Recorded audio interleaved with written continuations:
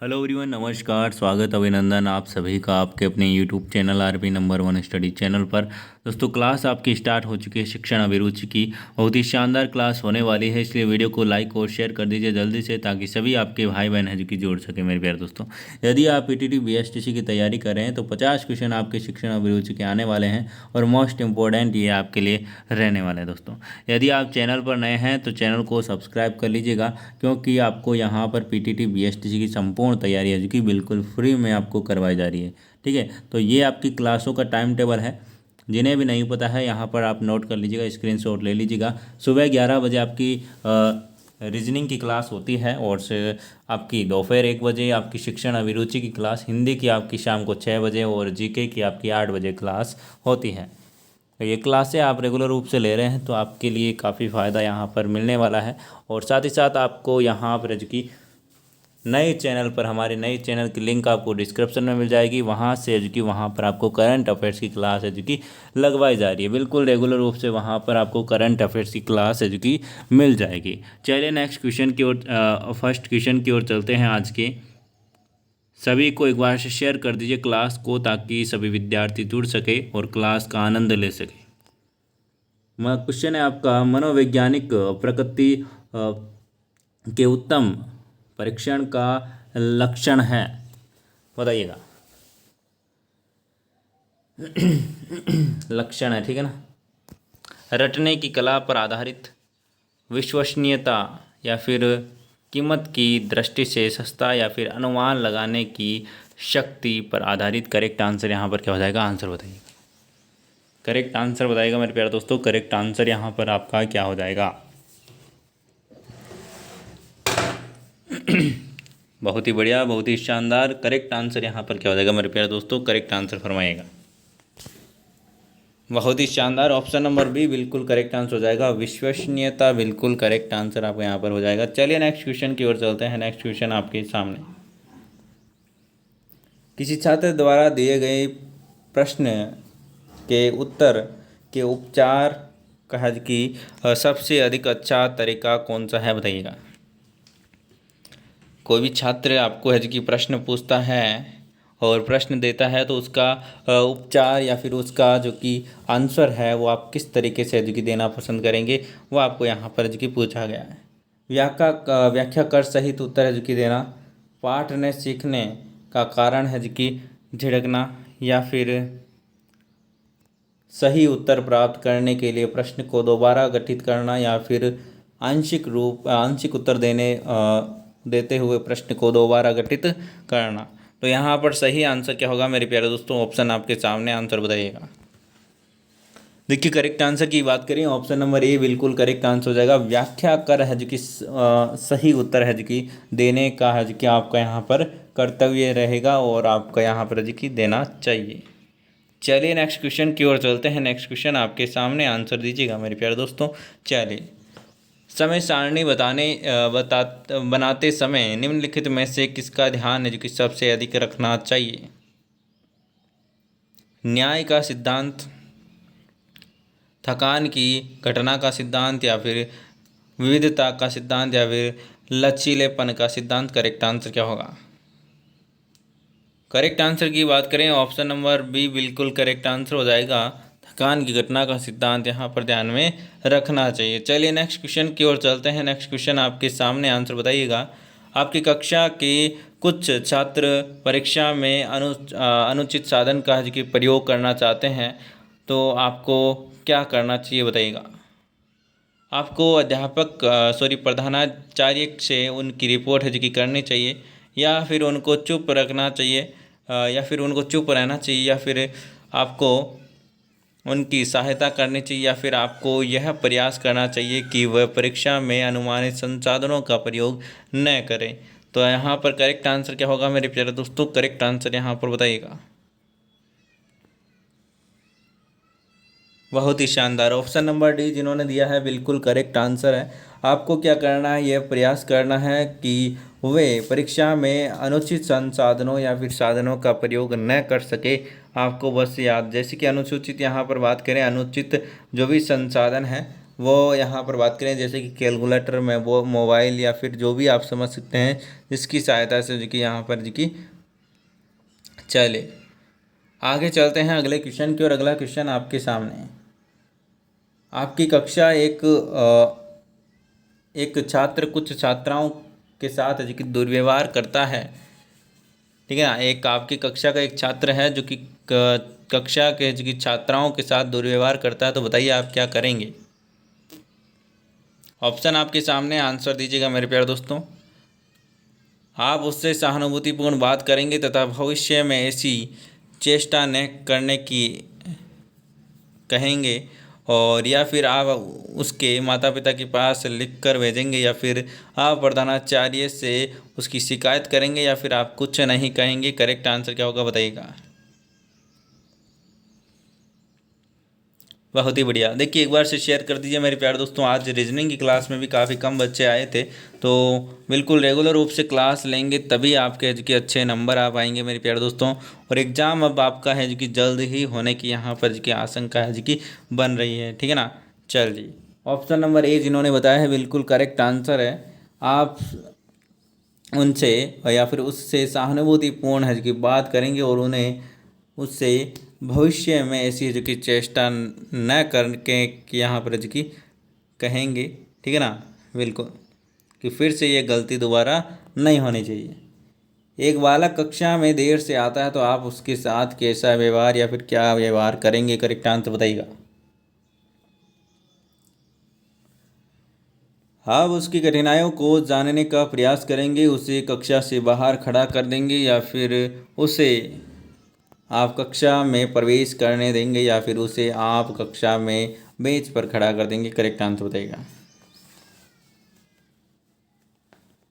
बहुत ही बढ़िया।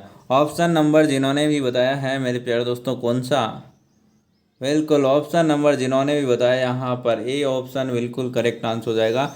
आप उन उसकी है जो कि कठिनाइयों को जानने का प्रयास करेंगे, और जो भी कठिनाई आएगी या फिर जो भी परेशानी है उस बालक को, उस बालिका को, तो उसके है समाधान करेंगे और पूछेंगे उनको, ठीक है ना। चलिए नेक्स्ट क्वेश्चन की ओर चलते हैं। एक अध्यापक प्रशिक्षित क्यों होना चाहिए। भय दूर करने के लिए, उसकी शिक्षण विधि को उन्नत करने के लिए, या फिर ज्ञानावर्धन के लिए, या फिर विद्यार्थियों के किसी भी प्रश्न का उत्तर देने योग्य होने के लिए। करेक्ट आंसर यहाँ पर क्या होगा बताइएगा। एक अध्यापक प्रशिक्षित क्यों होना चाहिए बताइएगा। बिल्कुल, उसकी शिक्षण विधि को उन्नत करने के लिए जो कि प्रशिक्षित होना जरूरी है।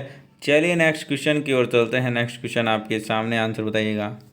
आपकी राय में स्त्री शिक्षा को प्रोत्साहित करने का क्या परिणाम होगा। यह स्त्रियों को स्वतंत्र बना देगा, या फिर समाज प्रगति करेगा, या फिर वह स्त्रियों की वित्तीय स्थिति में सुधार लाएगा, या फिर यह घरेलू कामकाज में रुकावट बनेगा। करेक्ट आंसर बताइएगा।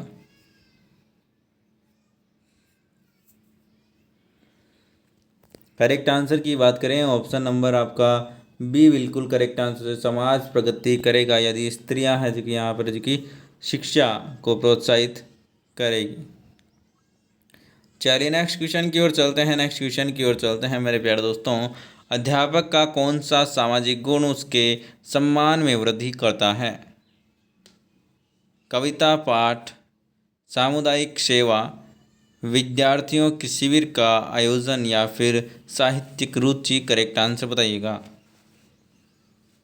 अध्यापक का कौन सा सामाजिक गुण उसके सम्मान में वृद्धि करता है बताइएगा दोस्तों। ऑप्शन नंबर बी जिन्होंने बताया है बिल्कुल करेक्ट आंसर है। सामुदायिक सेवा बिल्कुल करेक्ट आंसर हो जाएगा। चलिए नेक्स्ट क्वेश्चन की ओर चलते हैं। नेक्स्ट क्वेश्चन आपका क्या बोल रहा है। कक्षा अध्यापक की मुख्य जिम्मेदारी क्या होती है। कक्षा अध्यापक जो कि आपका क्लास टीचर होता है, ठीक है ना। कक्षा अध्यापक की मुख्य जिम्मेदारी क्या होती है।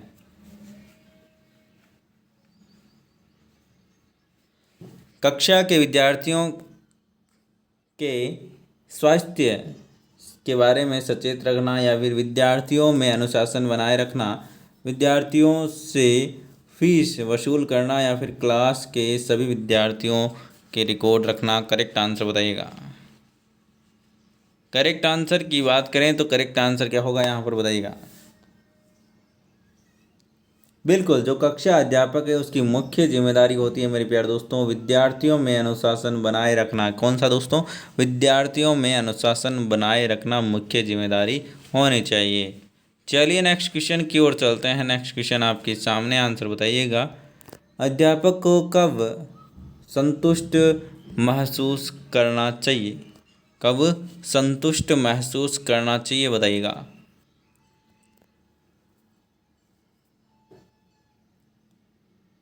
जब वरिष्ठ अधिकारी उसकी प्रशंसा करें, या फिर जब उसका वेतन बढ़ा दिया जाए, या फिर जब उसके जीवन यापन का स्तर ऊंचा हो जाए, या फिर ऑप्शन नंबर डी, जब उसके विद्यार्थी जीवन में सफल हो जाए। कब है जो कि उससे जो कि संतुष्ट महसूस करना चाहिए बताइएगा।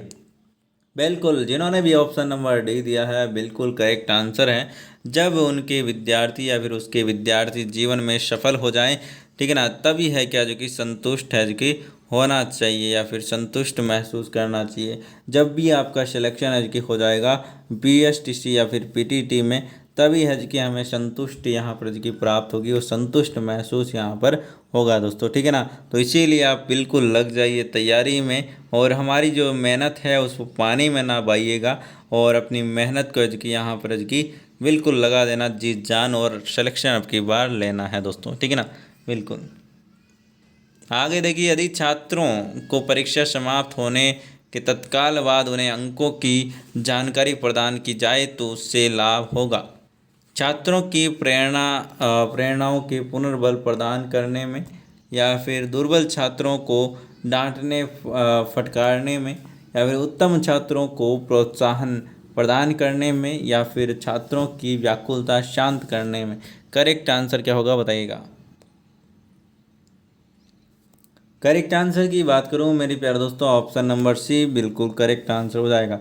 उत्तम छात्रों को प्रोत्साहन प्रदान करने के लिए, ठीक है ना, कि इतने नंबर आए भाई, क्या क्या कमी रह गई आप में इसमें, ठीक है ना, जो भी कमी रहेगी उनको पता चलेगा, ठीक है ना। तो ये कि यहाँ पर कि प्रोत्साहन मिलेगा। एक अध्यापक को बाल मनोविज्ञान का ज्ञान होना आवश्यक है, क्योंकि यह सहानुभूति का उन्नयन करता है, यह आत्मविश्वास में वृद्धि करता है, या फिर यह शिक्षा प्रतिक्रिया में योगदान देता है, या फिर यह शिक्षण को प्रभावशील है कि बनाता है। करेक्ट आंसर क्या होगा बताइएगा। मनोवैज्ञानिक का ज्ञान क्यों होना चाहिए? तो एक शिक्षक की बात करें तो शिक्षक को यह शिक्षण को प्रभावशाली बनाता है, बाल मनोविज्ञान ज्ञान है, ठीक है ना। चलिए नेक्स्ट क्वेश्चन की ओर चलते हैं। नेक्स्ट क्वेश्चन आपके सामने, आंसर बताइएगा। विद्यालय में छात्रों को गृह कार्य देने की प्रथा है, क्योंकि छात्र कुसंगति से बच जाते हैं, या फिर छात्र घर जाकर विषय वस्तु की पुनरावृत्ति कर सकते हैं, या फिर छात्र अपने कार्य में व्यस्त रहते हैं, या फिर छात्र स्वतंत्र अध्ययन की प्रवृत्ति का विकास होता है बताइएगा। बिल्कुल, ऑप्शन नंबर डी बिल्कुल करेक्ट आंसर हो जाएगा आप सभी का। जिन्होंने भी ऑप्शन नंबर डी बताया है बिल्कुल करेक्ट आंसर है मेरे प्यारे दोस्तों, ठीक है ना। क्वेश्चन आपके सामने, चलिए, ठीक है ना, ऑप्शन नंबर डी, छात्र स्वतंत्र अध्ययन की प्रवृत्ति का विकास जो कि यहाँ पर होगा, ठीक है ना। चलिए नेक्स्ट क्वेश्चन की ओर चलते हैं। नेक्स्ट क्वेश्चन आपके सामने, आंसर बताइएगा। एक शिक्षा को कक्षा में उत्तम अनुशासन बनाए रखने के लिए एक यहाँ पर शिक्षक है ना, एक शिक्षक को, ठीक है ना, एक शिक्षक को कक्षा में उत्तम अनुशासन बनाए रखने के लिए उपाय करना चाहिए। छात्रों को उत्तम ढंग से पढ़ा करके, या फिर छात्रों के लिए उचित दंड व्यवस्था प्रावधान करके, या फिर अनुभवी शिक्षकों के अनुभवों के लाभ प्राप्त करके, या फिर छात्रों से मित्रता करके। करेक्ट आंसर बताइएगा। देखिए, अनुशासन की बात करें तो छात्रों को उत्तम ढंग से पढ़ाएंगे तो बिल्कुल अनुशासन बना रहेगा, ठीक है ना। और बाकी यहाँ पर पहले वाले स्कूलों की बात करें, हमारे जो भी गांवों में स्कूलें होती थी, तो छात्रों में उचित यहाँ पर जो कि एक लाठी रखते थे बड़ी सी, और बिल्कुल अच्छे से जो कि वहाँ पर जो कि अनुशासन बना रहता था, ठीक है ना। बिल्कुल। चलिए नेक्स्ट क्वेश्चन की ओर चलते हैं। नेक्स्ट क्वेश्चन आपके सामने, मनोविज्ञान का संबंध प्राणी मात्र के व्यवहार के अध्ययन से है, जबकि शिक्षा मनोविज्ञान का क्षेत्र है। बताइएगा। तो यहाँ पर करेक्ट आंसर की बात करें मेरे प्यारे दोस्तों, तो मात्र मानवीय व्यवहार के अध्ययन से, या फिर केवल शैक्षणिक स्थितियों के मानव व्यवहार से, तो दोनों यहाँ पर की राइट होने वाले हैं। ऑप्शन नंबर सी बिल्कुल करेक्ट आंसर आपका यहाँ पर हो जाएगा। चलिए नेक्स्ट क्वेश्चन की ओर चलते हैं। नेक्स्ट क्वेश्चन आपके सामने, आंसर दीजिएगा। मूल्यांकन को मापने की विधि है गुणात्मक विधि, परिणात्मक विधि, या फिर उपरोक्त दोनों, या फिर उपरोक्त में से कोई नहीं। करेक्ट आंसर क्या हो जाएगा? करेक्ट आंसर की बात करें, ऑप्शन नंबर सी उपरोक्त दोनों बिल्कुल करेक्ट आंसर हो जाने वाला है। चलिए नेक्स्ट क्वेश्चन की ओर चलते हैं। नेक्स्ट क्वेश्चन आपके सामने, अचेतन मन का अध्ययन किया जाता है। अचेतन मन का अध्ययन किस प्रकार से किया जाता है? बताइएगा। बिल्कुल बहुत ही शानदार, ऑप्शन नंबर बी जिन्होंने दिया है बिल्कुल करेक्ट आंसर है मेरे प्यारे दोस्तों। मनोविश्लेषण विधि द्वारा जो कि अचेतन मन का अध्ययन किया जाता है दोस्तों। चलिए आगे चलते हैं अगले क्वेश्चन की ओर। अगला क्वेश्चन आपके सामने, मनोविश्लेषणात्मक प्रणाली के जन्मदाता कौन है? तो इसकी करेक्ट आंसर आप सभी को बता दूं मैं, क्योंकि आप सभी को पता नहीं होगा। तो यहाँ पर ऑप्शन नंबर बी बिल्कुल करेक्ट आंसर हो जाएगा। सिगमंड फ्रॉइड बिल्कुल करेक्ट आंसर आपका यहाँ पर हो जाएगा। आगे चलते हैं अगले क्वेश्चन की ओर। निम्नलिखित में से मनोविज्ञान की अध्ययन विधि में प्राचीनतम विधि है। प्राचीनतम विधि की बात करें तो ऑप्शन नंबर अंतःदर्शन बिल्कुल करेक्ट आंसर हो जाएगा। अंतःदर्शन विधि ऑप्शन नंबर बी। तो यहाँ पर जी हमने 20 क्वेश्चन किए हैं, 20 में से आपके कितने क्वेश्चन सही हुए? करेक्ट आंसर या फिर करेक्ट जो भी आपकी ईमानदारी से जी बताइएगा कमेंट बॉक्स में। और करंट अफेयर्स की क्लास आपने नहीं ली है तो करंट अफेयर्स की क्लास भी आप ले लीजिएगा। नए चैनल की लिंक आपको डिस्क्रिप्शन में मिल जाएगी दोस्तों। तो मिलते हैं नेक्स्ट क्लास में, तब तक के लिए बाय बाय। जय हिंद, जय भारत। धन्यवाद मेरे प्यारे दोस्तों। इसी प्रकार से अपना प्यार और सपोर्ट बनाए रखिएगा। धन्यवाद। मिलते हैं नेक्स्ट क्लास में, तब तक के लिए बाय बाय। जय हिंद, जय भारत।